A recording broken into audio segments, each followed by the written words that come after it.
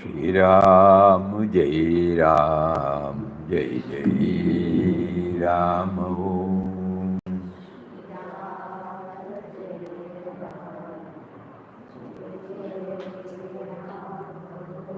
Shri Ram, Jai Ram, Jai Jai Ram. Om.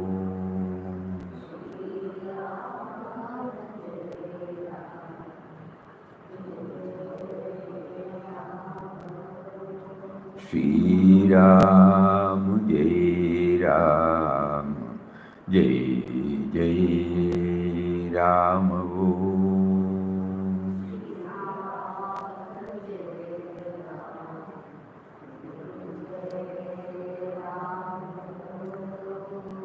Shri Ram, Jai Ram, Jai Jai Ram. Om.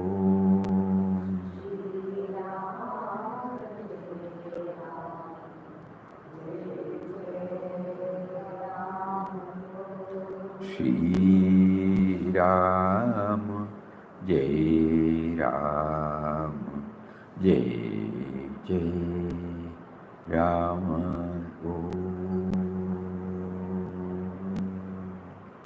Om Shri Ram, Jai Ram, Jai Jai Ram. Hari Om to everybody. Swamiji, we are unable to hear Swamiji. Okay. I would not talk more. Hari Om, Pranam Swamiji. Okay. Yeah. Okay.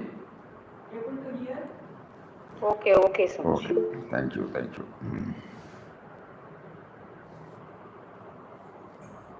So for the past 3-4 days, Papa has been trying to drill something into our mind as to how to improve the quality of our life. And the quality of our life, a stage comes when we may not be even aware that the quality of life has improved by bringing the 3 dimensions. Spontaneity of life, born out of egoless purity and innocence.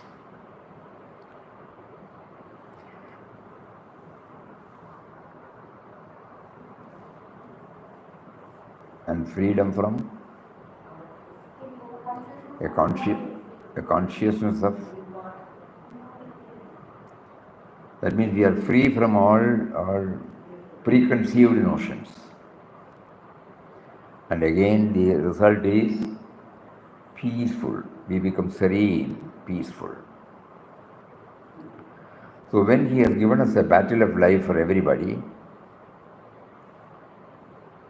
he is now through Gita, is telling us what all will be the content of the play.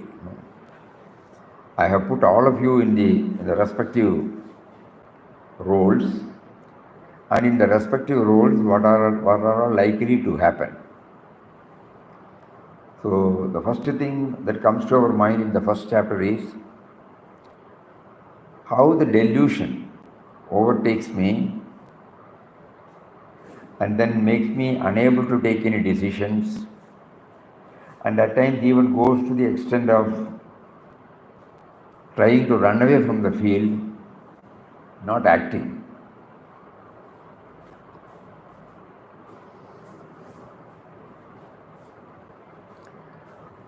So many such incidents do happen in our life. Puja Swami Chinmayanandaji used to make it a little more clear by telling that it is a unless we harmonize the mind and intellect, we are likely to pass through such moments. The objective and the subjective. As soon as we look at the world outside, when we look, when we hear, when we taste, when we touch, when we smell, the outgoing, as soon as we open our eyes, we start outgoing through all these five senses. And then we immediately react based upon that impulsively. At times we cry, at times we laugh, at times we feel it's favorable, at times we feel not favorable. But our intellect, when we try, which has gone through all these processes and finds a stand in ourselves. No, don't be carried away. Even this will pass away. Don't be carried away by the minus factors. Don't be carried away by the plus factors. All these things will pass away. So be at the poise. Again, the mind overtakes. Again, the intellect tries. At that time, being a devotee, if we try to bring in him into the picture, why are you making me to go through all these things? It is too tough for me to take a decision. I am unable. Symbolically, Arjuna sits. I will not do that. I cannot do that. So in our case, the first chapter touches, and such moments will come to in our mind, and at times we feel we are unable to move forward at all. But at the same time, we don't get away and run from the battlefield, because somewhere in the corner of our mind, the God dimension is still there. So that means we have to have this God dimension. The power because of which we are existing as individual, this should not be lost sight of. And that is the one which is going to revive the whole thing. Give me back my lost, confidence, self-confidence. And that beautiful word of Vinobaji, it comes back again and again to us. Is that clear to everybody? First chapter. Yes, Swami. Think about it. The mind, as soon as we get up in the morning till we retire to bed, all our five sense organs keep on busy in collecting so many datas, so many impressions, not datas, impressions, by which we are tossed hither and there. The intellect comes and says, because of its previous memories, little bit of reflection, little bit of concentrated meditation, and it slowly, I am not fully carried away, but again I am unable to hold on to it. But at that time, I know the prescripted, I know he has done this, so we try to bring him into the picture. And Vinobaji puts it that if we do so, we will hear the Gita from his own lips. And at that time, the clarity comes to us that he is the indwelling reality, who is in the, and so we have to hand over. The first problem came, we are carried away by the sense organs because of our preoccupation with the individual, the body, mind, intellect, equipment, fully identifying with it. So when this starts rising in, because of our association with ashram, because of our faith in the words of Papa, because of the holy and all-powerful Ram Nam, somewhere in the mind, I don't know, but still, he will come and see. He will definitely help me because he is behind. This is the this in this way we can interpret the first chapter. From there we move to the second chapter. So as we keep on relying on God, he doesn't through Bhagavad Gita second chapter, he is not forcing any dictum or a dogma. He is presenting the answers in such a way that the intellect or the mind can understand. Wherever he uses various techniques, normally the techniques we all use, when somebody is, demoralized, what do we do when we go to him? We try to bring in so many things that he has done so far and how he has been able to tackle the situation. That means to make him know that the faculty of getting over this also is in him. We have direct experience of going to a patient. Everybody thought, he would pass away next day. So when we went there and all of us, when everybody made him know that we have care and concern for him, and everybody in one voice said, when are you going to join back the company? He was our colleague.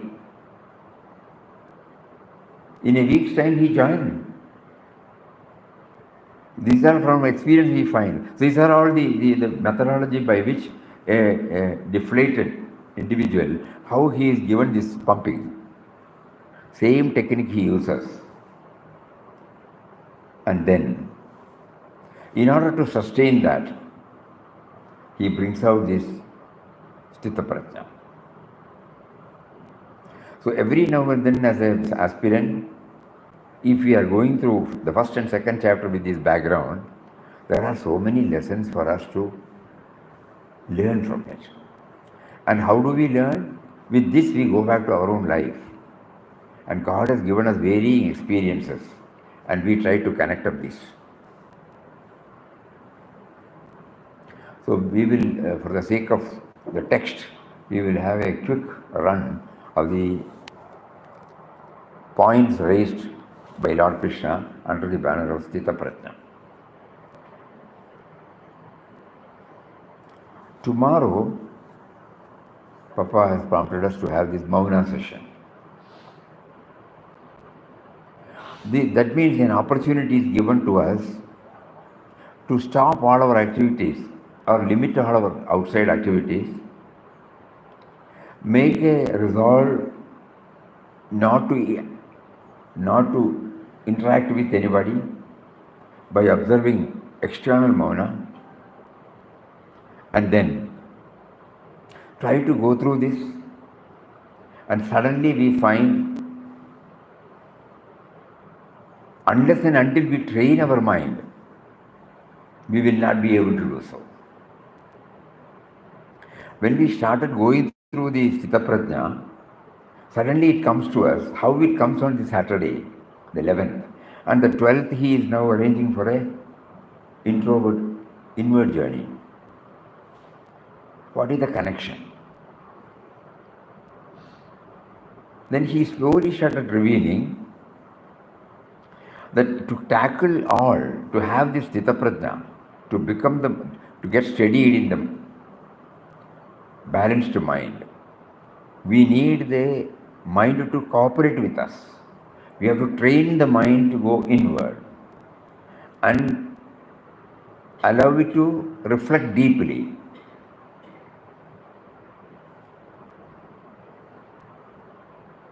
So that, this is why he is making us to do that. Because with the mind only we are handling men and matters. If somebody is mentally not all right, he will not be asked to handle. Is it not? Think about it.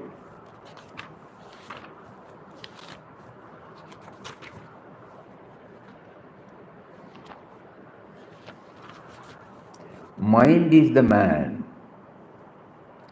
As the mind, so the individual. If the mind is disturbed, the individual is disturbed. If the mind is good, the individual is good. This mind, for purpose of our study and understanding, may be considered as constituted of two distinct sides, one facing the world of stimuli that reach it from the objects of the world, and the other facing the within, which reacts with these impulses. The outer mind facing the object is called the objective mind, and the inner side is called the subjective mind, called the buddhi. That individual is whole and healthy in whom the objective and the subjective aspects of his mind work in unison with each other. And when, at moments of doubts, the objective mind readily comes under the disciplining influence of the subjective mind. But unfortunately, except in a rare few, the majority of us entertain minds that are split. This diverse between the subjective and the objective is mainly created by a layer of egoistic desires in the individual. The greater the distance between these two aspects of the mind, the greater the inner confusion of the individual, and the larger the share of egoism and low desires which such an individual comes to exhibit in his life. So the mind is the one which is deciding. Through our various practices done so far, we are all trying to discipline the mind, tame the mind. To some extent, all of us have succeeded. But still, the naked truth remains that the ultimate aim of knowing, becoming aware of his presence within, is still a distant reality.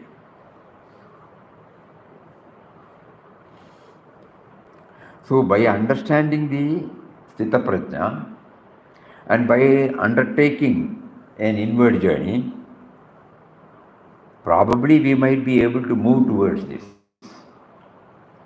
Ultimately, to become aware of his presence within. This should be very clear to us. So first we will go through, as the text says about the Lakshana of Sthita Prajna, then we will try to combine it with tomorrow's Mahan session. Yes? Swami, Yes? and the mind பத்தி அந்த text படிச்சீங்களா சுவாமி? ஆமாம். அது கொஞ்சம் கொஞ்சம் explain சரியா புரியல சுவாமி. அது சப்ஜெக்டிவ் மைண்ட் ஒன்று, ஆப்ஜெக்டிவ் மைண்ட். அல்ல அப்படியே let us not add any more confusion to already the disturbed mind. First we know, the moment we get up in the morning, how do we recognize the world? How do we become aware of the world outside? Through our five sense organs. Is it not?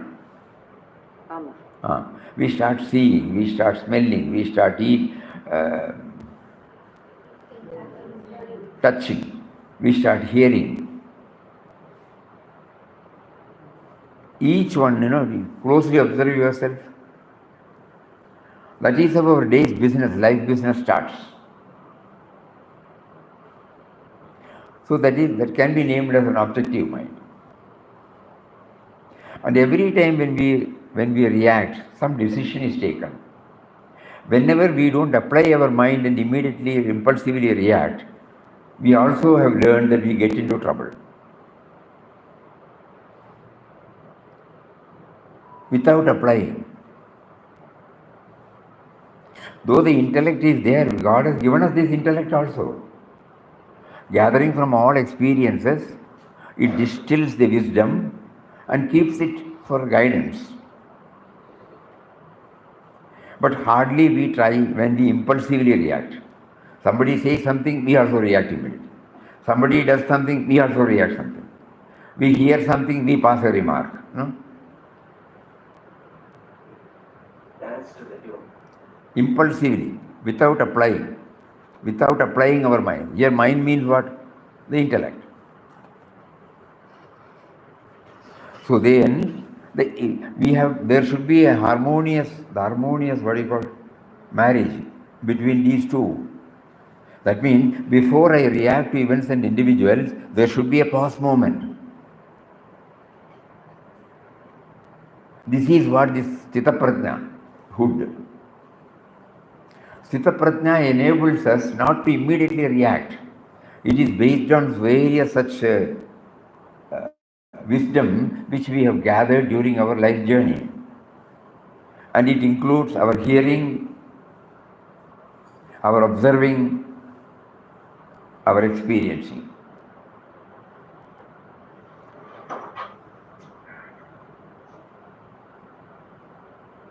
So what is needed is to, no doubt, we cannot stop the mind going out. We cannot have a blindfold. We cannot put a cotton in our ears. We cannot plug the nostrils. We cannot be insensitive to the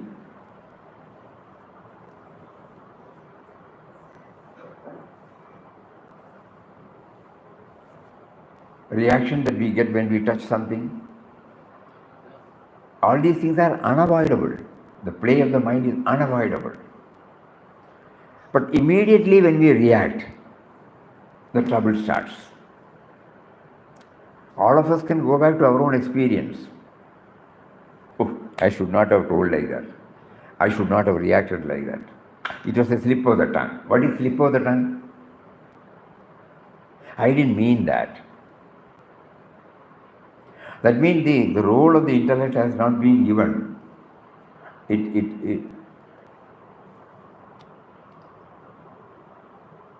is not given the role to tame our impulsive reactions. So Stita Prajna is a technique by which we don't react immediately. Behind anything and everything, we try to give a break, not accelerate, no? Break, stop, pause, and then react. By the time the intellect has taken charge there, and he will not be impulsively, emotionally react. We remember one incident, one of our senior devotee's son, he is also a Stita Prajna, we call him. Wife and husband, they were driving. Suddenly, something happened. Another vehicle came and dashed or something like that. So there was an accident and he got down. And immediately, what to do now, wait. Luckily, first thing, nothing has happened to us, first. Vehicle is damaged, okay. So first he got himself. And then he told the other person also, you could have been a little careful, that's all right. It's all right, what had happened, had happened. Then he went to the police, traffic police, informed him about this. I cannot take the vehicle now, but I have to arrange for this. They said, okay, very nice. It can be towed. So whatever statutory formalities are there, then he telephoned to the garage, got another taxi, took all of them, put them in their house, attended everything, without making a big fuss. When it was told to us, then only we try to understand, what is Stita Prajna? The same thing will be now tabulated by us, Sri Krishna. So first chapter deals with how do we react based upon our... Swamiji, இதுல இப்போ நம்ம அந்த உடனே நம்ம அந்த ஒருத்தர் கேட்டா உடனே பதில் சொல்லி உடனே ரியாக்ட் பண்றதுக்கும் ஆ ஆ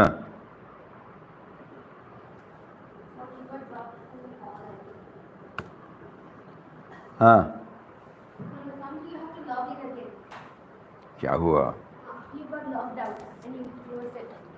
Rejoin. Why did you stop?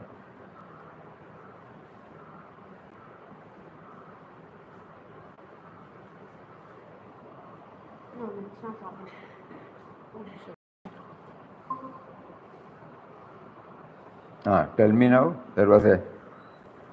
Swamiji இது சவுண்ட் மியூட் ஆயிருக்கு சுவாமிஜி பார்க்குறேன் மைக் பார்க்குறேன்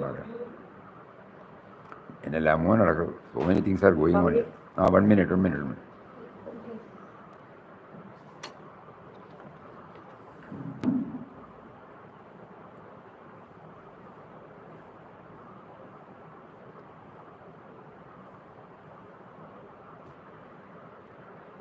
Got enlarged to a very great extent.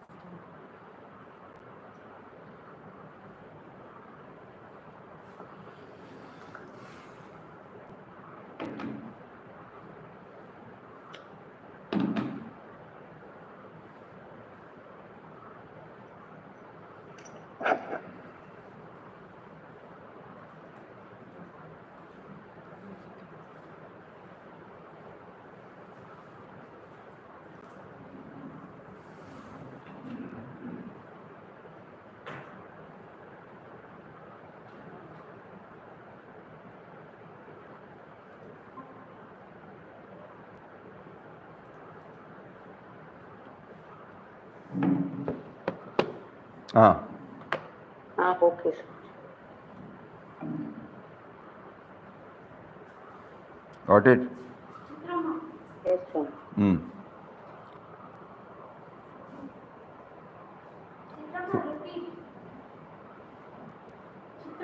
Is it becoming clear to us? We need not concentrate on the text. We try to go through our own experience. Our own experience or experience which God has made us to witness or hear. So first chapter deals with that state. Vishada Yoga. And the second chapter gives us some clues how to handle such situation. Because in the introductory portion, many people have told us that it is addressed to the man on the field. And this is not an intellectual gymnastics. It is purely based upon the deep inner researches our rishis of yore did and brought out in Upanishads, the extract of which is given to us. So the introductory portion also should come back off and on.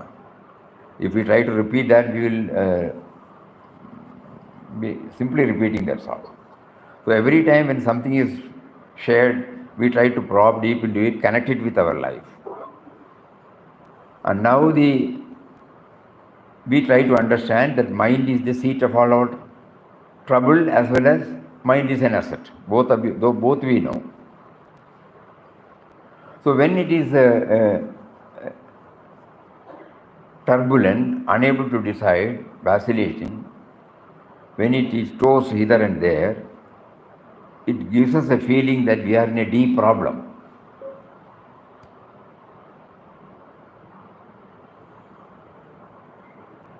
And here, because of our faith in God, God through our intellect gives us the needed guidance.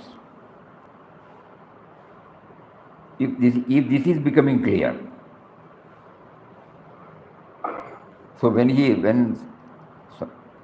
we read out subjective and objective mind is called the manas, subjective mind is called the intellect. So there should be a harmonious blending of these two. Whenever we have felt that we are in deep trouble, it is purely because we are guided by the emotional level, not at the thought level.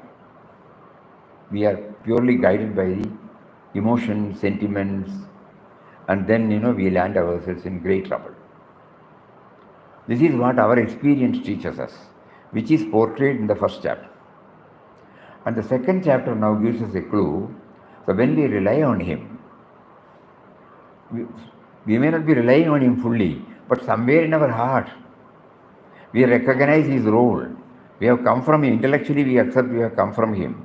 Intellectually, we accept that he has been leading us, guiding us, providing us, protecting us. That intellectual level, that itself is helping us to seek his intervention in the form of prayer.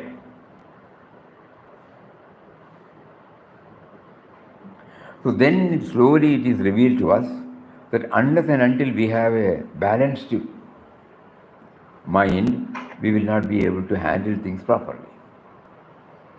This is brought out in the 18 stanzas brought out in the second chapter. Rest of the portion which we have covered, at the moment we will not. On Monday probably we will have a recap of from the start to the second. Every now and then we will try to go through if any other new dimension wells up. And then we were thinking about the Mauna session, the relevance of Mauna session. So Mauna session should enable every now and then, if we resort to take a break from the usual common run of life, wherein we try to not to react to events and individuals, temporarily we withdraw from our usual activities and apply all our strength to turn the mind towards him who is within us, and place before him the state of our affairs. Though he knows everything, he wants us to say by ourselves. That is why he makes us to pray. So whatever we have understood outwardly from texts or gurus or everything will become a part of me only when I try to do a deep reflection, meditation, contemplation, and Mauna session offers us such a facility for us to do so. So those of us who are likely to take part in the Mauna session can derive the benefit from this. Because mind has to become quiet. Then only it can graduate to the Sthita Prajna level. A turbulent mind may not be able to do that. So we will just go through the points raised pointed out by Lord Krishna under the banner of this Sthita Prajna.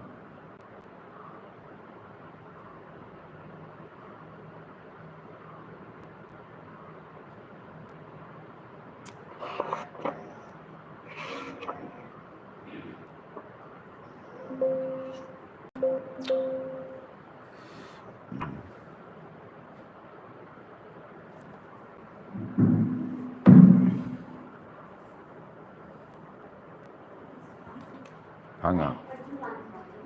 No. Suddenly it jumps. 31.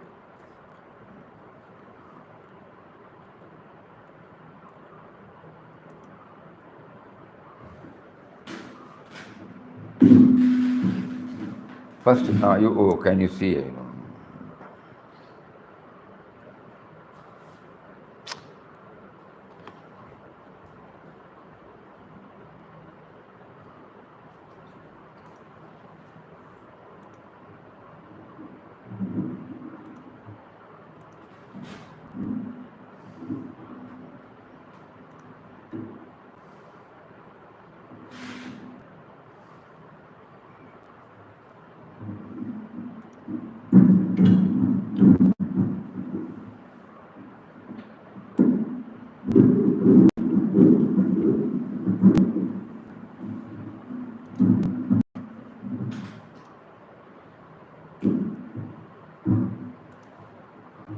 Everybody can see.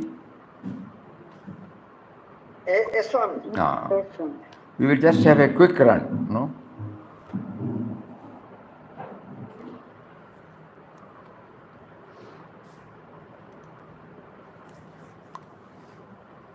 The Lord amplifies what is meant by the word Sthita Prajna. Be self-contained, self-contented.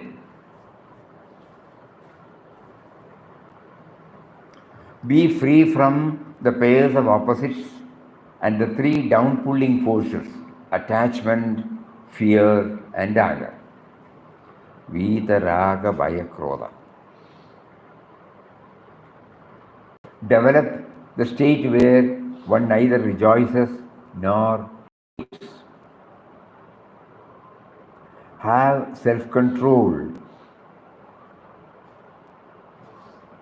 Whenever we trespass the territory, we have to withdraw like a tortoise. Sense control is a must.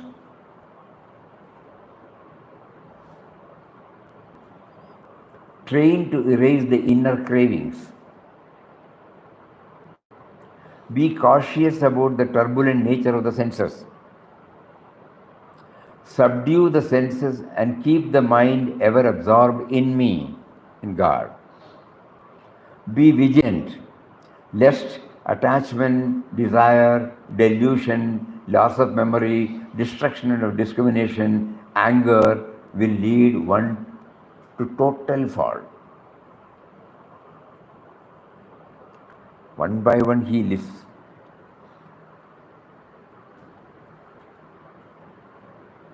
Swamiji, Idly. Peace is realized through sense control and also by freeing from both attraction and repulsion. Only in peace all pains are destroyed. Swamiji, slide மாறிடுச்சு. Huh? Slide is side பார்த்து தான் சொல்றாரு சுவாமிஜி. இல்ல அது Second page is it? Second page வந்துட்டு. Tomorrow we will remove the PPT so that in one page you can see. Peace is realized through sense control and also by freeing from both attraction and repulsion. Only in peace all pains are destroyed. Know that knowledge and deep contemplation alone can ensure peace. Without peace, there can be no happiness. Ashantasya kutasukam. Freedom from the me and mind ensures peace. Be aware that senses carry away the mind instead of getting fixed on God. Senses means sense organs,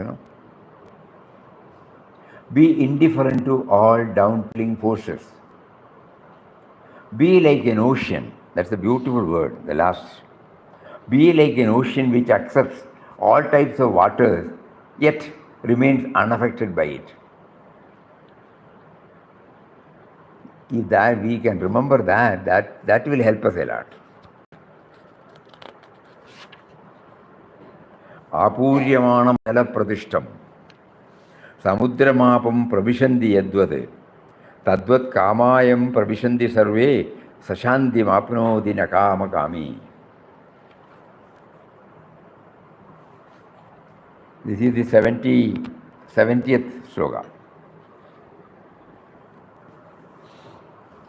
The English version.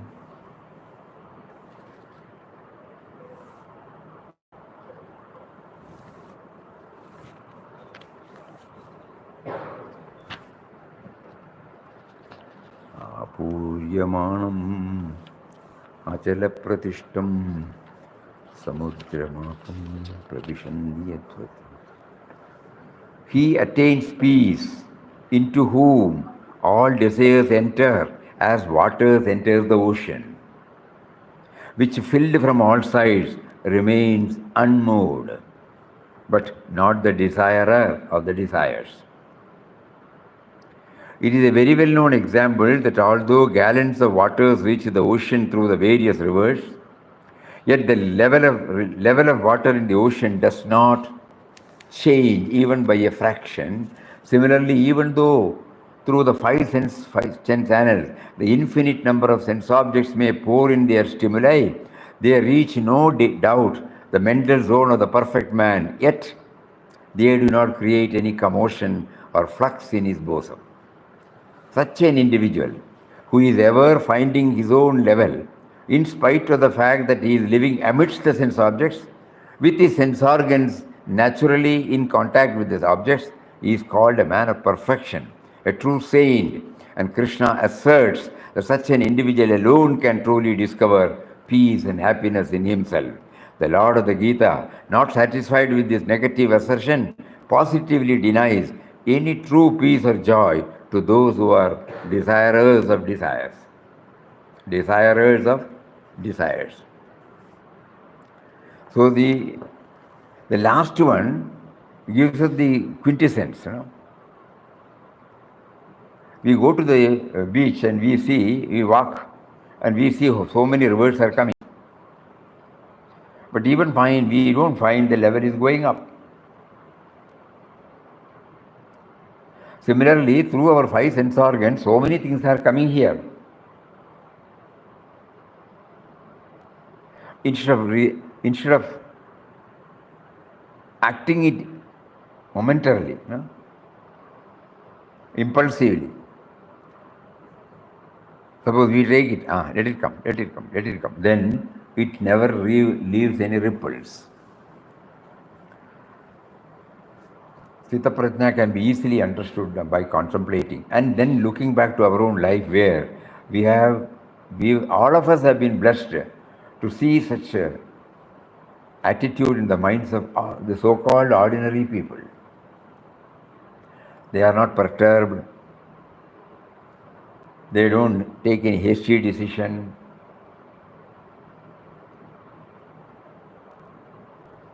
Nothing comes from an imbalanced mind.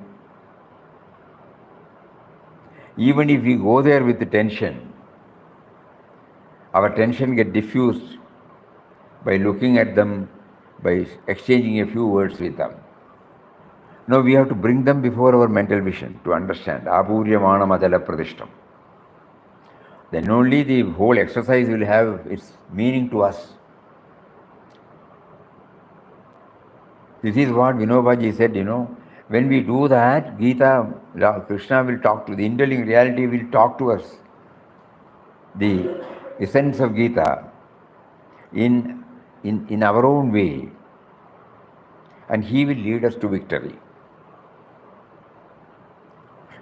Victory means peace. So once again we will go through, then if anybody wants to ask anything, we will try to contemplate upon it more and more. Be self-contained and self-contented. Every word we are asking ourselves, am I trying at least? Self-contained, it doesn't just go on. I am in a position, I have got that patience. Have I got the patience to hear, to absorb whatever that the sense organs bring? And self-contented, not running after this and that to make myself full. Be free from the pairs of opposites. Pairs of opposites, good and bad, heat and cold, These are called the pairs of opposites. So all these things, it is good, no doubt, but it is not bad too. Something like that, we devise a method. Yesterday we shared, we take a delicious food. After 5-6 years, it comes out in a different form. Previously, we were having the aversion. Now we don't have the aversion. It has come from our own body. We try to accept the reality.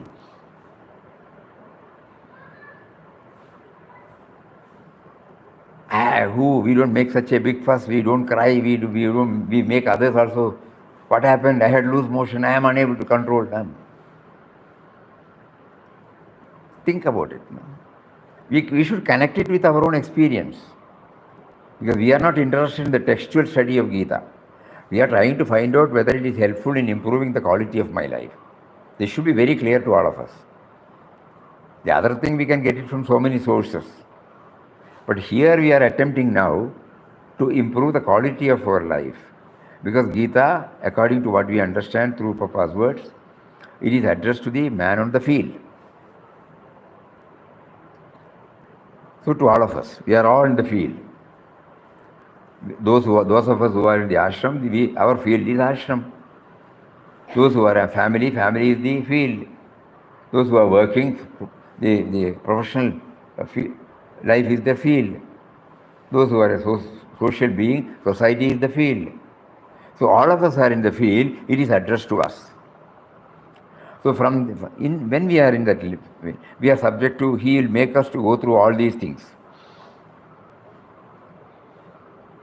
And whether we lose our balance, we will lose our balance. But through this inner study, probably we may be able to rein, to control, to tame the mind, not to rush up with its own thoughtless approach. Here thoughtless means negative thoughtless, not positive thoughtless. We are not applying our mind. Think about that. So be free from the pairs of opposites and 3 down-pulling forces. It comes from this attachment, fear and anger. When attachment is there, fear will not automatically it will be there to protect it. And when this is disturbed, you lose our. And Lord Krishna points out the various declining steps and how we become totally a failure. Then develop the state where one neither rejects nor hates. Because when we start accepting that everything is prescripted, everything is preordained, this acceptance and rejection lose their irrelevance. We go back to Papa's In Quest of God various episodes, how he tackled each and every issue. In our case, what did we do? How can we improve? This is how our study goes on. Of self-control,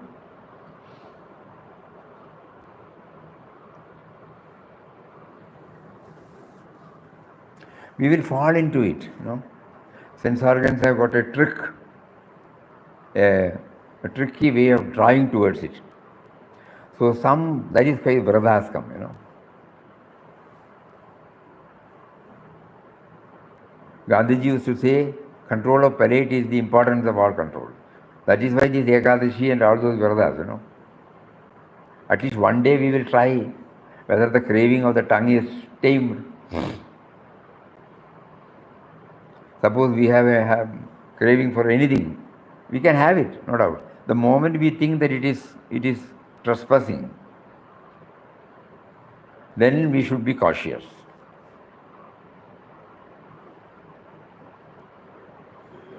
So that is what Kurmanganiva, like a tortoise, withdrawal of senses like a tortoise. That is highlighted. Trained to erase the inner cravings. By reflecting upon the ephemeral nature, transient nature. It goes, we have seen in our own life. If we take it, he prompted, we did it, there is no problem. If we have so many things in our mind and we try for it and we make it, and after some time we find no.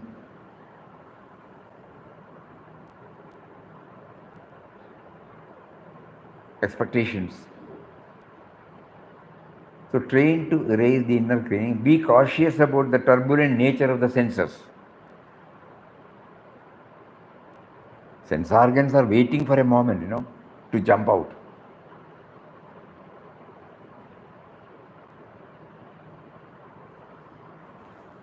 Many instances that come up in our, well up in our mind. And then subdue the senses and keep the mind ever absorbed in me. Ever absorbed in me may not be possible for us. But at least whenever it is possible, we try to get absorbed. Be vigilant lest he puts a series of the downfall, the stairs.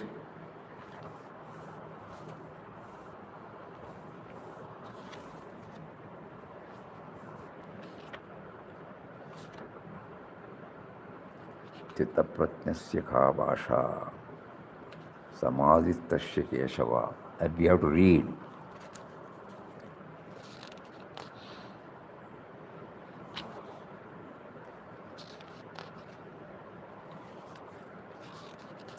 ध्यायतो विषयान् पुंसः संगस्तेषु उपजायते संगात् संजायते कामः कामात् क्रोधो विजायते क्रोधात् भवति सम्मोहः सम्मोहात् स्मृतिविभ्रमः स्मृतिभ्रंशो बुद्धिनाशो बुद्धिनाशात् प्रणश्यति. These are all the steps by which we slip down. From anger, so the first to learn. When a man thinks of objects, attachment for them arises. From attachment, desire is born. From desire arises anger. From anger comes delusion. From delusion, loss of memory. From loss of memory, the destruction of discrimination. From destruction of discrimination, he perishes. From this verse onwards, Lord Krishna explains in 5 noble stanzas the Indian psychological theory on the fall of a man from godhood. This section of 5 senses expounds the theory only to bring home to Arjuna later that he, the mighty armed, must try to annihilate and totally win over all his indriyas from all sides, and such a man, concludes, is a man of perfection, as conceived and contemplated, as lived and enjoyed, as explained and glorified in the scriptural times of the Hindus. This section also gives us a clear story, which in its pattern gives us the autobiography of all seekers who have, after long periods of practice, come to wreck themselves upon the rocks of failure and disappointment. To a true seeker in Vedanta, no fall is ever possible. Instances of unsuccessful seekers are not few, and in all of them, the mistake that we notice is that they ultimately fall back to the victim of the sense entanglements. And in all those cases, we also notice that the fallen one goes to the very dregs of it. There is no halfway for such victim. A slip from them means total destruction. The ladder of fall is very beautifully described here. The path of destruction in a seeker is so elaborately detailed in these stanzas, and that fallen as we are, we shall know how to get back to our pristine glory and inward perfection. The source of all evil, like a tree from a seed, starts from our own wrong thinking or false imagination. Thought is creative. It can make us or unmake us. If rightly used, it can be used for constructive purposes. If misused, it can totally destroy us.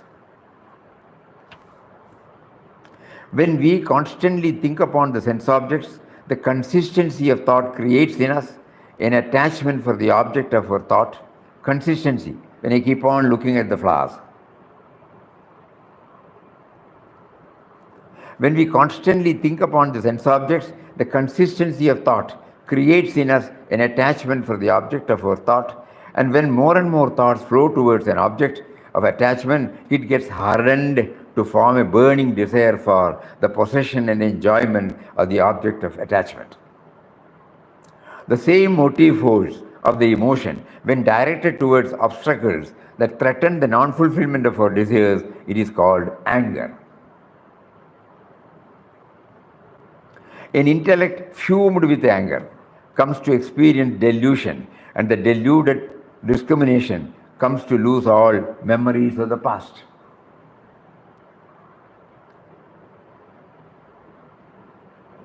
Anyone excited with anger is capable of doing acts during which the poor victim seems to have totally forgotten himself and his relationship with all others.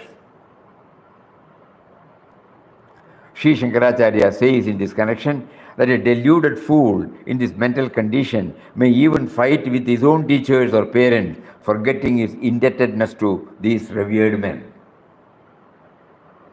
When thus an individual through his own wrong channel of thinking gains an attachment to an object which matures itself into a burning desire, and when that object of desire shoots him up into a fit of anger, the mental disturbance caused by the emotion dilutes the intellect and makes it forget its own sense of proportion and the sense of relationship with things and beings around it.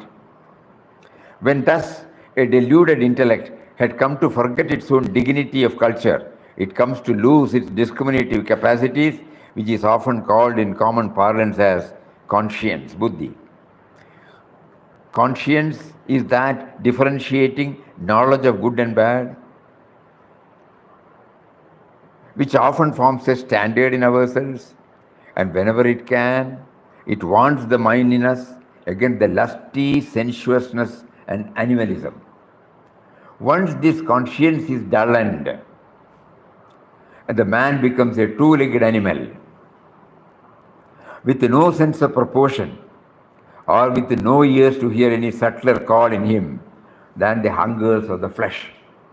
Thereby, he is guaranteeing for himself a complete destruction, inasmuch as such a bosom cannot come to perceive or strive for the higher, the nobler, the diviner.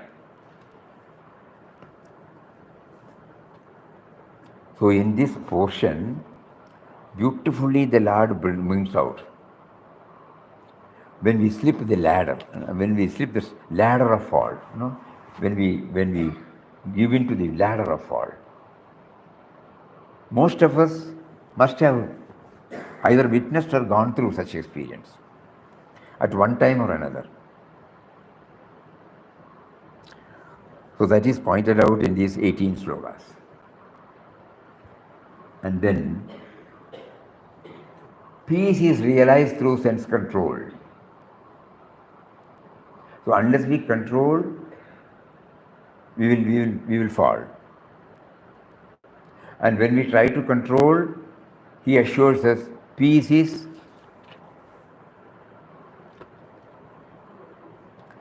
ragadveshai yuktaistu vishayan indriyaishchara atmavashyer vidheyatma prasadam adhigacchati. Be the self-controlled man, moving among objects with his senses under restraint, free from both attraction and repulsion, he attains peace. Only in peace all pains are destroyed.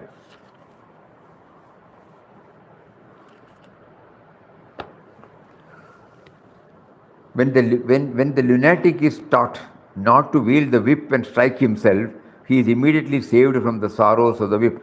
Similarly here, when a mind is trained in these two aspects, to live in self-control, to move among the sense objects with neither an attachment nor an aversion to them, the disturbances and agitations in the mind caused because of the sense entanglement are all immediately brought under control. We remember that Ajmer incident, how Papa took it. This condition of the mind is called tranquility or peace. This is symbolically represented in the sweet distribution after every puja in all religions, which is also called among the Hindus as prasad or bhog, meaning that one who has during the ritual practiced perfect self-control and God contemplation comes to enjoy as a result of his action a tranquility in the mind which is termed as spiritual grace or divine peace, Ishvara Prasada. The word is prasada, we also, every day morning we are getting prasada, Prasadam adhigacchati. So prasada means peace. Whenever we are chanting Ram Nam, whenever we are doing the mental peace, we get, and he gives us also in the form of sweets. Here, as far as the Vedanta is concerned, prasada is the mental purification because that mind is considered as pure, which has in it the least sense disturbance as felt. One who has learned to live in the principles of self-control and has also trained himself to live among the sense objects in a spirit of least attachment, with or aversion for them, has the least disturbance because of the ineffectiveness of sense objects upon him. The mind brings, the eyes bring something, but it doesn't. The ear brings something, it doesn't affect.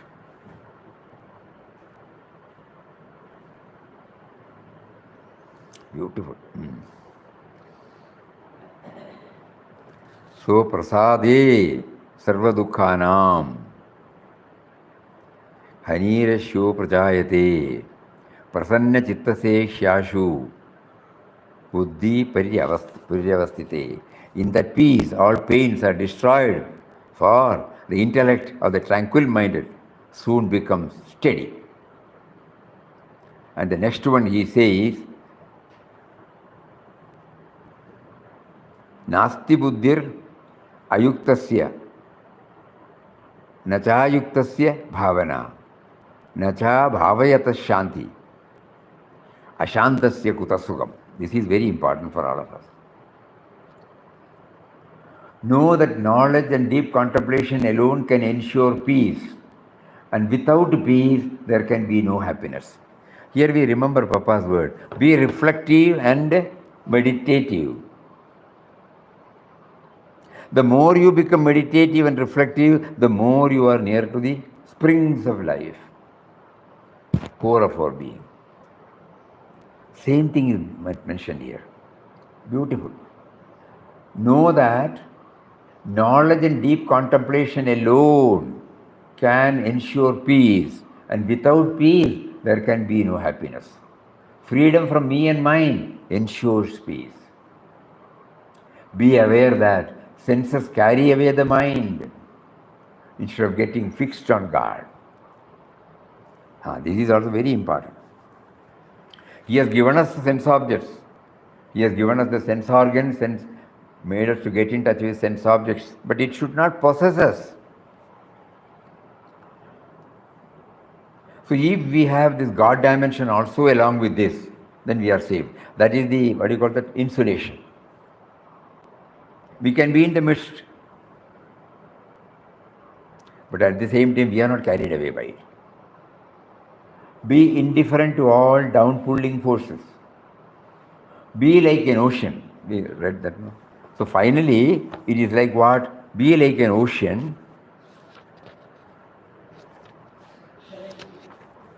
Apuryamanam achala pratishtam samudramapam pravishandi yadvat tadvat kamayam pravishandi sarve nashanti mapnoti nakamakami. Beautiful. He attains peace, into whom all desires enter as waters enter the ocean, which filled from all sides remains unmoved but not the desirer of desires. It's already 4:30.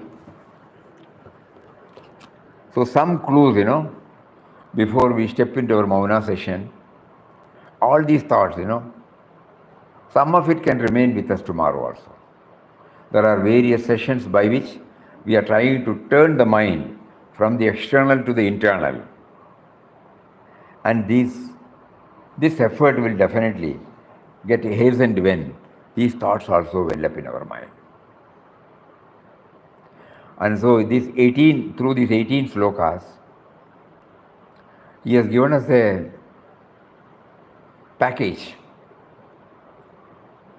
Even if we forget everything, if these 18 points are coming again and again and again and again, to a very great extent our progress towards becoming aware of his presence within gets hastened. Day after tomorrow, when we take a recap of what all we have gone through, we will give more emphasis for this Sthita Prajna. Again we Swamiji,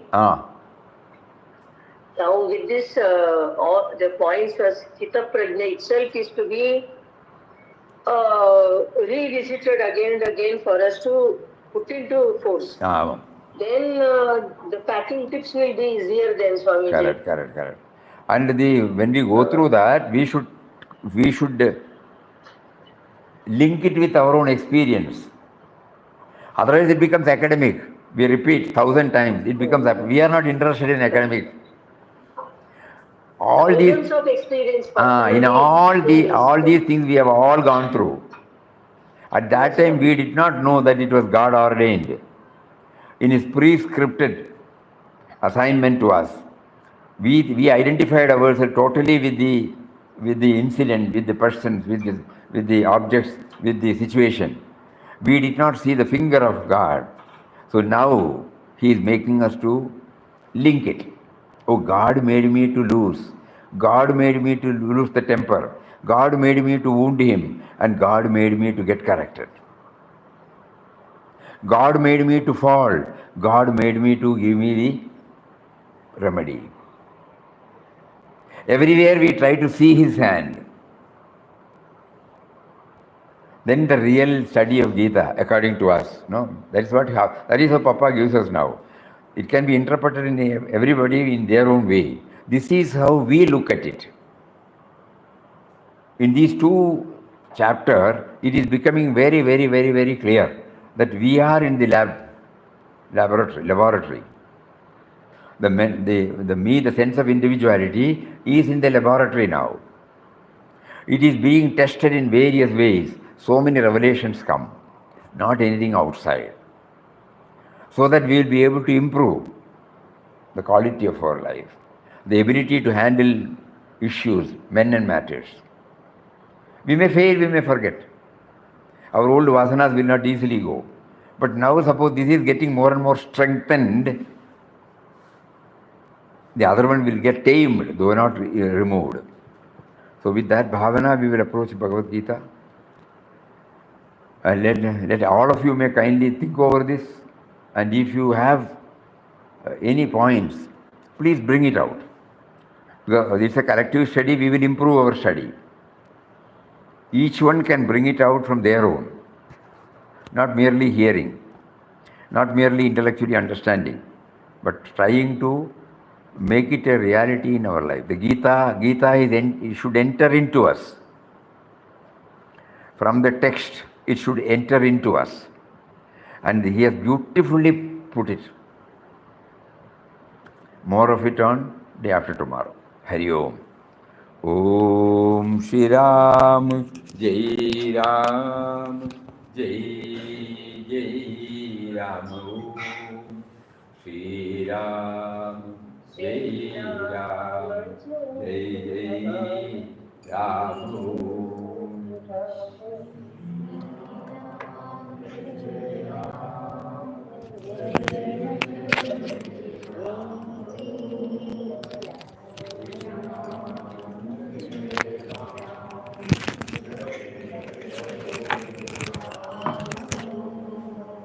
Shri Ram, Jai Ram, Jai Jai Ram.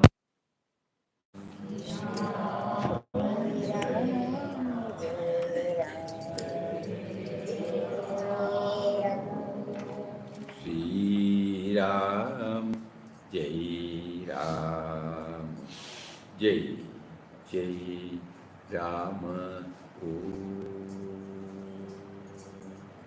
Om Shri Ram, Jai Ram, Jai Jai Ram. Hari Om, Hari Om. Pranam. Hari Om. Pranam.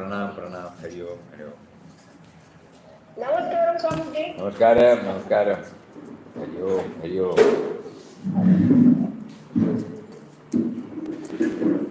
Hari Om, Hari Om, Hari Om.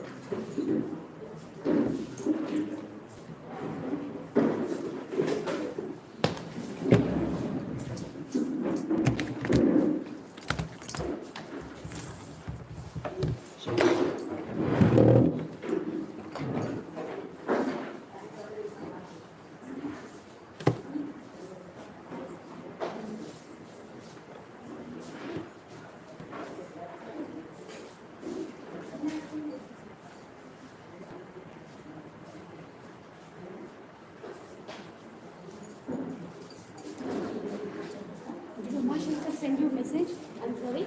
Uma Shankar sent message For what? to come at 5 o'clock. Volunteers, yeah. Oh, I have no idea.